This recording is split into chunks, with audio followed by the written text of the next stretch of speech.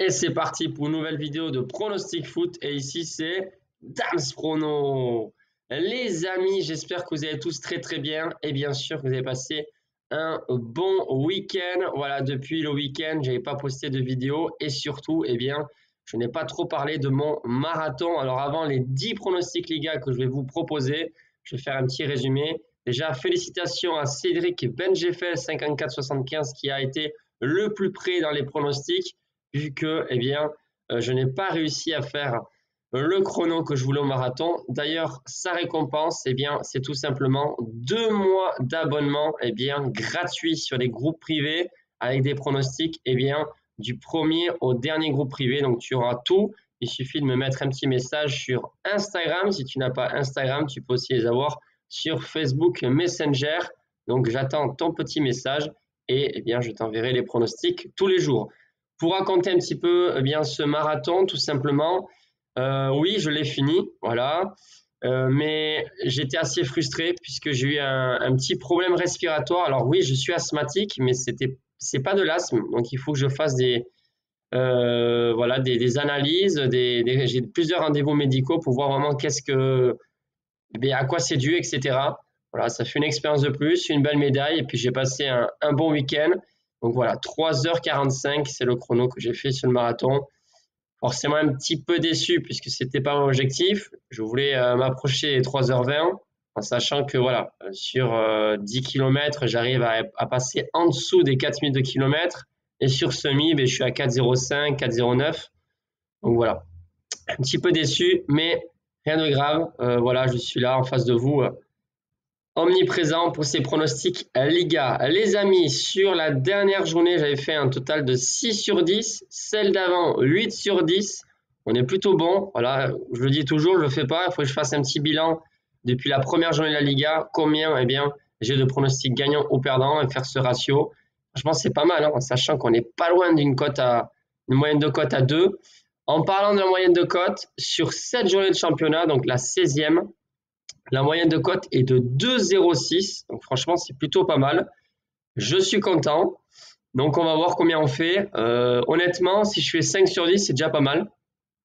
Mais je suis optimiste, vous le savez.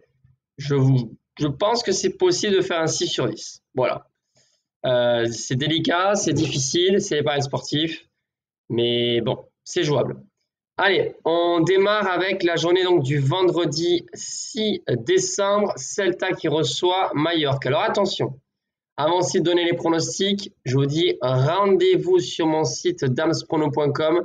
Là, pour l'instant, je n'ai pas encore posté mon pari sportif, mais je vais faire plusieurs paris sportifs, au moins 2, dont un des 2, ce sera une très grosse cote, promis. Voilà, j'ai passé un petit moment pour analyser ça.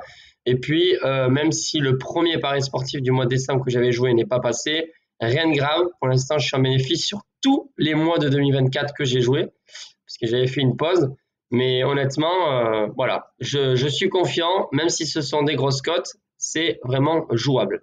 Donc, rendez-vous sur mon site damsprono.com.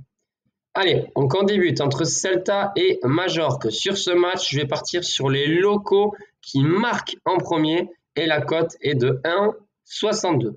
On bascule directement sur la journée du samedi 7 décembre entre Las Palmas, 14e promu, puisqu'ils viennent de monter, qui reçoit Valladolid, 20e et bon dernier du championnat.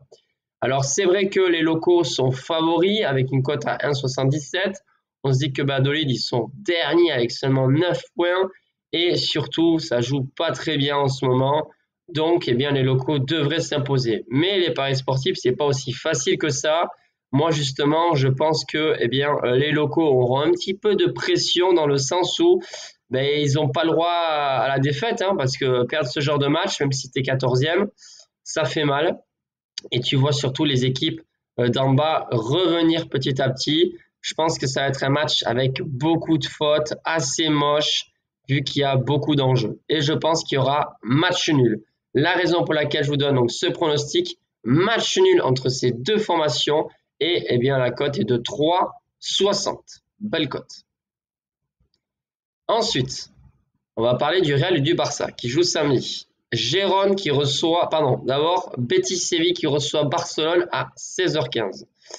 Oui, je pense que le Barça va faire le taf, même s'ils ont enchaîné les matchs nuls et les défaites. Voilà, ils se sont bien réveillés face à Mallorca en s'imposant 1-5. Je pense que le Barça devrait faire le taf. Victoire des visiteurs, cote à 1,58. Ensuite, Valence qui reçoit Rayo Vallecano. Attention, Valence 13e a gagné puis perdu à Majorque sur ces deux derniers matchs, au moment où ils ont repris le football, il faut le dire. Rayo Vallecano, eux, 19e. Comment dire? C'est moyen. Pardon, je me suis trompé. Valence est 19e en ce moment et Rayo Vallecano est 13e. Alors, il faut quand même comprendre que Valence, c'est dans une situation toujours délicate, puisque vous le savez, ils ont repris le foot il y a 2 semaines. On ne sait pas trop en termes d'émotion comment ça va se passer. Est-ce qu'ils vont jouer, ils vont sortir le grand jeu pour essayer de régaler le stade, entre guillemets, à mettre plein de buts? Est-ce que ça va jouer comme d'habitude avec leur propre tactique donnée par l'entraîneur? Ils vont réussir à être aussi concentrés qu'ils l'ont été peut-être en début de saison. Voilà, c'est compliqué à dire. Moi, je pense que Valence, grâce au 12e homme, c'est-à-dire le public, ils vont réussir à s'imposer, mais ça peut être sur le fil, ça peut être sur un petit penalty, décision arbitrale. Voilà, il y a quand même Uroduro. Oui, je l'aime bien ce joueur. Je pense que voilà, il est très très bon. Il peut faire la différence à tout moment. Donc je vois les locaux s'imposer. La cote est belle. Elle est de 2,17. Dernier match du samedi entre Gérone et Real Madrid. Je vais tout faire pour regarder ce match. Samedi soir, normalement, je serai tranquille, pépère chez moi, après une longue journée de taf. Voilà, le Real Madrid devrait s'imposer, c'est vrai, mais attention, Gérone, ça joue bien au foot. Le Real, est-ce qu'ils sont en crise? Je ne sais pas si on peut dire ça. Mais Mbappé, il dort. Le Real, c'est pas efficace. Donc, vous avez toutes vos chances, les joueurs de Gérone, pour marquer au moins un point en face au Real Madrid. Mais je me dis, voilà, sur ce genre de match, ils ont déjà perdu à Bilbao, ils sont déjà pas bien. Je pense qu'on peut faire confiance à Ancelotti qui fera le changement au bon moment si le Real ne va pas bien. Donc, je vois une victoire du Real avec de l'expérience, voilà, tout simplement. Victoire du Real, cote à 1,67. On bascule sur la journée du dimanche. Leganés, Real Sociedad. Aïe, aïe, aïe. Un match très difficile à pronostiquer, mais moi je vois les visiteurs, donc les Basques, s'imposer. Et la cote est de 1,93. Ensuite, l'affiche entre l'Osasuna et Alaves. Sur ce match, je ne vais pas donner de vainqueur, les amis. Je vais partir sur le fameux BTTS. C'est quoi? C'est tout simplement les deux équipes marquent et la cote est de 1,82. Ensuite, l'Atlético Bilbao, 4e, vient de battre le Real Madrid et ils reçoivent Villarreal, 5e.